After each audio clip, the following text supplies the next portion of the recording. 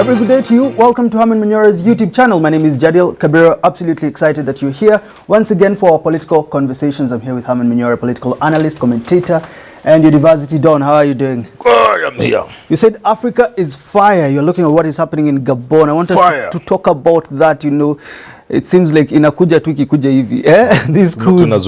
Yeah? Shetani habaki Afrika Magharibi. You know, we are looking at what is happening in Kenya when it comes to these talks, yes, and what has happened in those Western countries and Central now in Gabon. Look, is it high time that leaders behave the way they ought to and our electoral processes be fixed? Yeah. Even as we talk about integrity. We have no option. There's no option to good governance. There's no option to democracy. There's no option to human rights. There's no option to human development. Those are not options. That's what we must do. Why does it seem like the whole world is like waking up and looking at this in a different way? That's how the world works. You can relate the American independence to the French Revolution and to Europe of the 19th century. You can relate these things up. One thing starts here, it affects another part of the world. The Arab Springs, the rise of nationalism in Europe and America. Yeah. You know, it starts one place and goes to another place, then to another place. And that's how the world is wired. I was so disturbed when I look at the swagger, the military swagger. I feared some other young men even here can admire that swagger. Yeah. Yeah.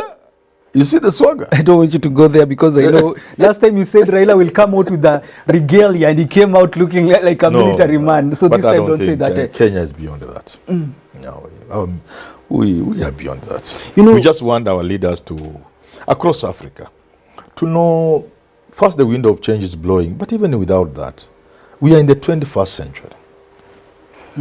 And man in the 21st century must live a certain way of life.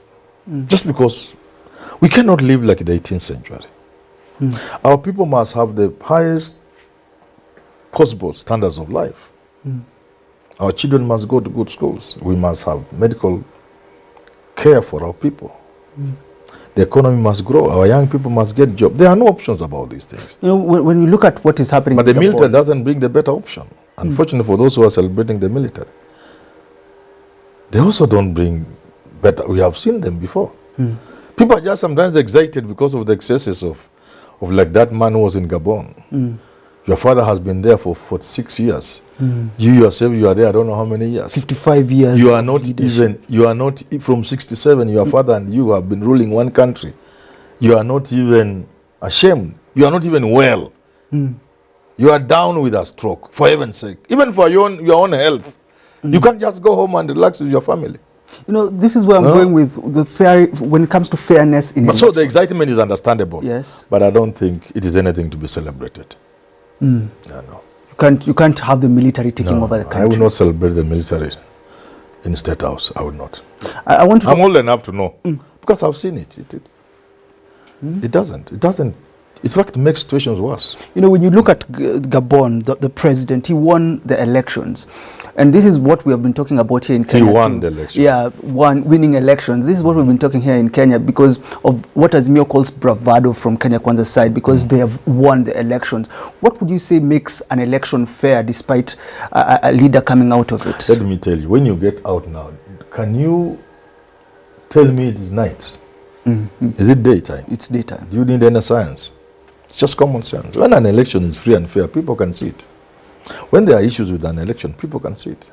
Yeah. Despite who we support. But some things are obvious to the eye. Is this the problem when it comes to African countries? When countries conduct free and fair elections, people can see, even outsiders can see. Look at the shenanigans that took place in Zimbabwe.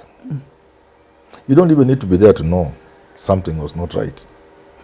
So we always will have problems with elections. Elections are not necessarily very peaceful things. And they're very emotive, highly contested. So there will always be issues. But let's minimize the issue so that the victor can celebrate as the one who loses goes home to his family.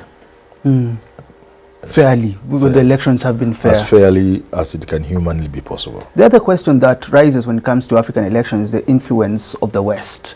Are we in a place as Africans, and can we ever get to a place where we are not influenced and our elections can come out and we say this was purely our own? Elections are always influenced from whichever quarter. Elections are prone to influence, whichever way you look at it. And there will be nothing wrong with the West supporting people. So if Americans or the British or Germans support Raila, and we Kenyans think Ruto is the better person, we just ignore them and vote for Ruto. We can't blame the Germans for supporting Raila or Ruto. No, we blame ourselves. But perhaps what you are saying, at the end of the day, when you have the Western countries, like France, micromanaging countries like those countries in West Africa, then what is happening in Gabon and the rest of those countries will certainly happen. Yeah. What do you think now is the influence of those countries when it comes to Kenya? Because you looked at the US Senator from Delaware, Kun, coming to Kenya, trying to get things to work between Raila and Ruto. And we've had this before when it comes to election disputes here in Kenya. Also, when Ruto won the election, he said we could see the West in his side. Also, the introduction of GMO in the country, the West too. Are they holding us that badly? You know, the West, like any other place of the world, any other country, have their own interests. Yeah. And the global arena, they have their interest in Kenya. And you can't blame them for pursuing those interests. If they want to promote their businessmen to sell certain products here that may include GMO, you can't blame them. You blame yourselves. You can't blame the Europeans or Americans or Japanese or Chinese. They have their own interest to pursue. And they will use all manner of ways to influence your elections if they must, so long as it is not illegally. You see, the influence I'm talking about is in pursuit of your geopolitical interests. In pursuit of the interest of your country globally. It might be of interest to you that one person as opposed to the other becomes president. And you may use your own influence, so long as it's not unconstitutional, so long as it's not illegal, so long as it's not by force. Yeah, because talking to people is one way of influencing. Yeah, persuading. I can persuade somebody in Kenya and tell them, look here, nyinyi mwataka kuchagua huyu nani? No. You are making a mistake. Even Carson was here. In 2013, he told us choices have consequences. And we ignored him. The heat, though. Kenyans ignored him and elected Uhuru. Yeah. Yeah. So they have their rights to. Every country should have its own interest. Yeah. And the right to pursue those interests locally and globally. Let's also those who consume the interest should consider their own interests. And they should not wait until things are so bad, then they opt to focus. That's another stupid way of doing it. Where have these African countries been when the French have been doing the things they are doing in West Africa? Why didn't they stop them? Why didn't they make this Gabon man get only 10 votes? 10 votes, then he goes home. Why must you wait until things are so bad the only option is a military coup? I don't think we should wait until things get to that point. We must sort out our mess, do it as citizens of our country, and ensure that what prevails in the country are the interests of our country. And we should not wait for things to get so bad that some boys in uniform come around calling. Then I would want to know if the African Union is competent enough, or has shown at least its competence when it comes to dealing with issues that affect Africa, from where you sit. From OAU to AU, that's just a talking shop. Yeah, they cannot do anything. They want to protect their own interests. The interests of the leaders, not of the nations of Africa. They wouldn't want to see one of their own, however useless, being removed from power. It's a boys' club of sorts. Yeah, boys' club. And the boys are bad-mannered. Oh. Bad manners is their currency. And with that, so even one of their own misbehaves, however much they misbehave, by whatever stretch, however long the misbehavior, the boys will protect their own. And the boys from the military are telling them, fine, we will put a stop to that. Is that what we're seeing? And my advice to our African leaders, we are in the 21st century. You are leading informed citizens. Just do the right thing. Do your 5 years, do your 10 years, whatever limit there is, finish and go home. People will celebrate you. Where you fail, we shall understand you failed because you tried, it was not possible. Even if you are given 5 years and you go home, 5 years leading your country is good enough. You should be thankful to the people and to God for giving you an opportunity to lead your country, even if it is for a day. So just do the right thing. If people think you have not done well enough, they don't want to re-elect you, say fine. Yeah, and go home. Would you say we are safe as a country when you look at those coups and you come back to Kenya? Last year's election was predominantly about political class, dynasty, hustler. Are we safe now that we have dealt with that and Kenyans or in some way proved that they can take the dynasty home by placing a hustler in power? Are we past political class talks here in the country? We never had class talks. We didn't have class talks because both leaders, I mean from both political sides, belong to the same class. Ruto and Raila share more in common than I and Raila and I and Ruto. What do you share with Ruto in common yourself? Coming from a family that isn't Ruto is known. a billionaire. So you're talking about money instead of But our dynasty. class is defined by money. Class in this country is not defined by style, by standards.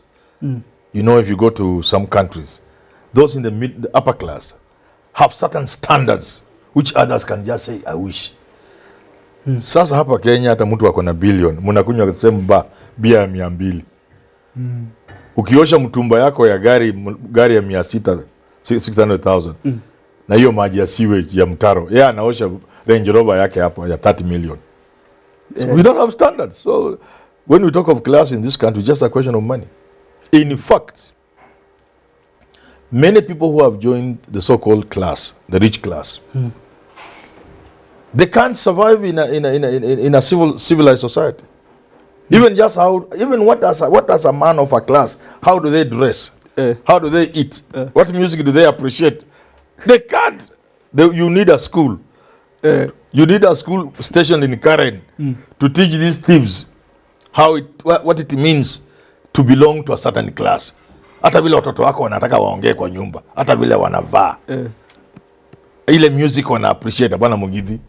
You need a piano in the house. Jazz. Things kama hiyo, you know. Sijui kama unanielewa. I'm now getting so when we talk of the class in this country is people who have money, but there's those who don't have. There is nobody in this country who can tell me they belong to a certain class I don't belong to. The only way they can tell me they are better than me is they have money I don't have. But hakuna mahali tutakutania kwa function. Mimi nikosa kufiti hapo. But if you go to the UK, there are certain places you can't fit. Hata ukiingia tu vile umevaa. Hata vile umekuja tu vile umevaa. Sasa mtu amepotea. Toka. Yeah. So where are the classes? Where is the class of people who have a 20 million Mercedes washing na gari ya mtaro?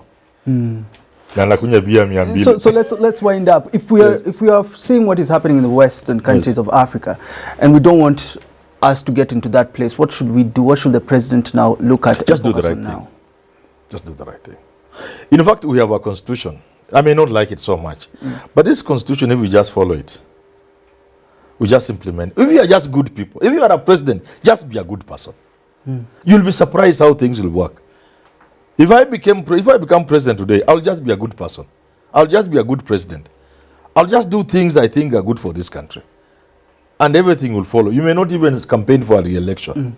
But when you go all out to look at the next election, you make a lot of blunders in between here and then. So just do the right things and talk to Kenyans. We live in a world where there's free flow of information. So it's not like it's very difficult for the president of this country to have the pulse of the country. No. To know what people are thinking in this country. When he's taking breakfast, Murkomen ameingia hapo, wanapiga chai kidogo. Mudavadi anaingia anaambia wewe utapewa muhogo, walio wanapenda muhogo. Wanapiga tu store hapo State House. It's so easy to know what the country is thinking.